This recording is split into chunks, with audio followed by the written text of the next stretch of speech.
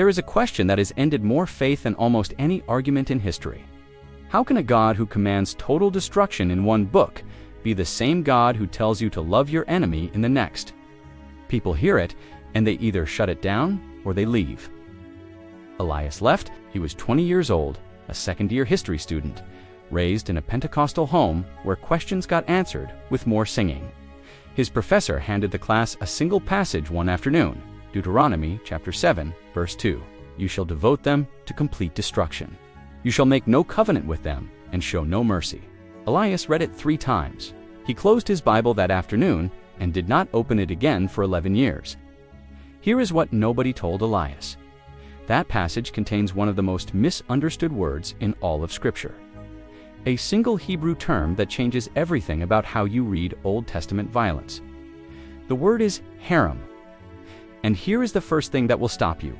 It appears on both sides of the cross. Stay with me, because we are going to walk through something most churches never touch. But first, let us be honest about the tension, because the critics who call this a contradiction are not wrong to feel it. Here is the strongest version of the objection, stated plainly. In the Old Testament, God commands Israel to destroy entire nations, men, women, children, livestock, no exceptions.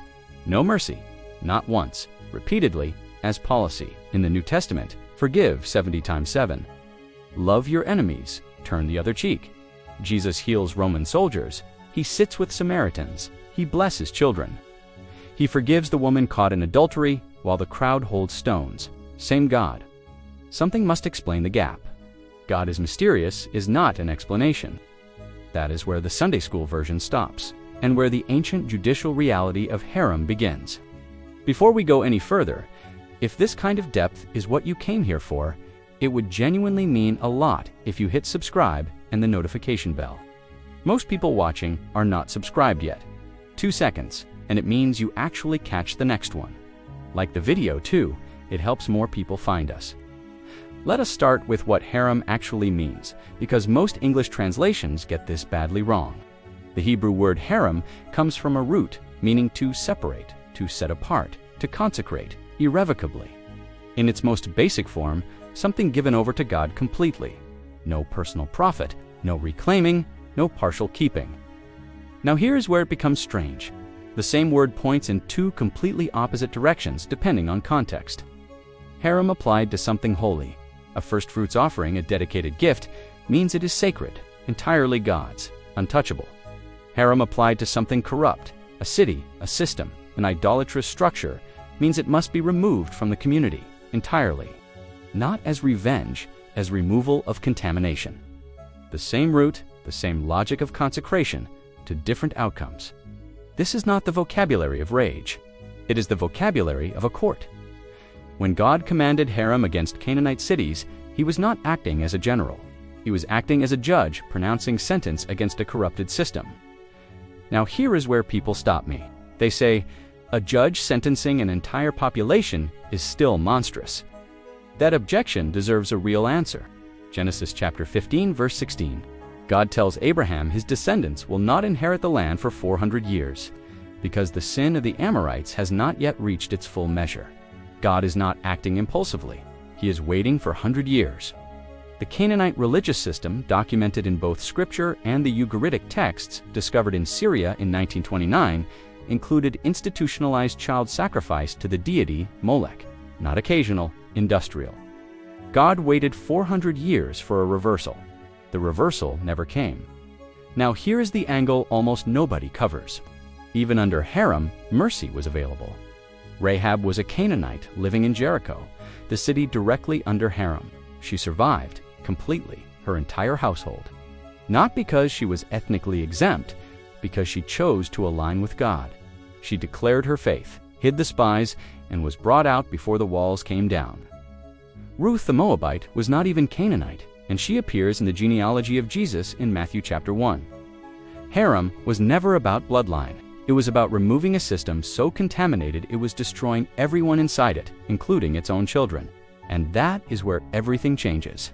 Because herem does not disappear in the New Testament, Paul uses it in Galatians chapter 3, verse 13.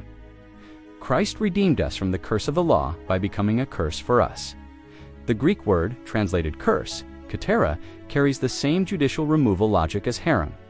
Jesus did not come to abolish the judicial category. He came to absorb it. I want to know where you are landing on this. Drop a comment below. I genuinely read every one, and what you share shapes what I go looking for next. Paul is arguing that the mechanism of the cross is substitutionary herem. Every herem judgment in the Old Testament was pointing forward, like a silhouette cast on a wall before the source of light arrives. The silhouette was the shape of the cross. Here is the framework that unlocks the whole thing.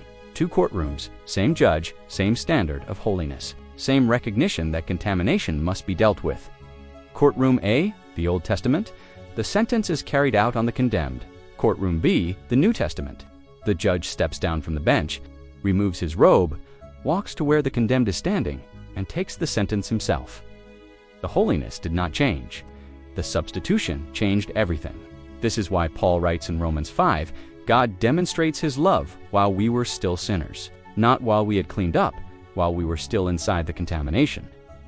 And now a second Hebrew word, one that most English translations failed just as badly, Exodus chapter 20, verse 5. God describes himself using the Hebrew word Cana. Every English Bible renders it jealous. That translation costs us everything. Western readers hear jealous and think petty, insecure, small.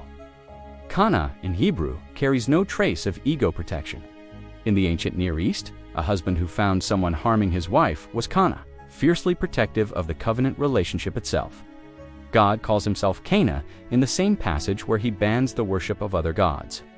He is not jealous because he is threatened by competition. He is Cana because the people he loves are being destroyed by the systems they run to, and he refuses to look away. The violence of the Old Testament and the mercy of the New Testament are both expressions of the same Cana holiness. One removes the contamination from the outside, the other absorbs it from the inside. Here is the analogy that locked this together for me. Imagine a city overtaken by a deadly plague. In the ancient world, the response was quarantine. Draw a line around the contamination, keep it from spreading. Harsh, painful, necessary. But then medicine developed vaccines, a mechanism that enters the body and neutralizes the threat from the inside.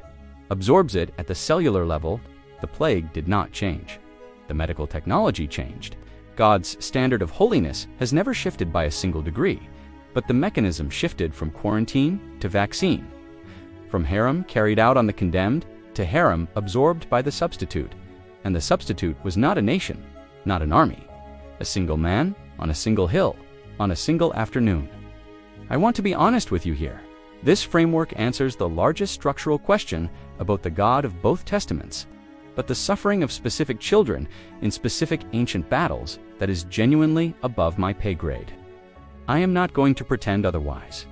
What I can say is this: the God of the Old Testament and the God of the New are operating from the same core reality. Absolute holiness, absolute love. Zero tolerance for what destroys the people he made. Every act of violence in the Old Testament points forward, like a silhouette cast on a wall. The silhouette was always the shape of the cross. Elias eventually came back, not because he found perfect answers, but because he realized the questions had been framed wrong. He thought the contradiction was proof the God of the Bible was unstable. But once he understood herem, he realized the contradiction was actually the story. If the violence of the Old Testament has kept you at arm's length, watch the video we did on why God's anger is not what most people think it is. It goes deep on the same tension from a different angle, linked right here. The two together will open something up. And if you want to go deeper on the research behind this, there is a Buy Me a Coffee and a Patreon link in the description. Supporting what we do here helps us keep building content like this. Completely optional, but it genuinely means a lot. If this opens something up for you, there is another video linked right here that I think you will find just as valuable. Hit subscribe and the notification bell so you do not miss the next one. Thank you genuinely for being here.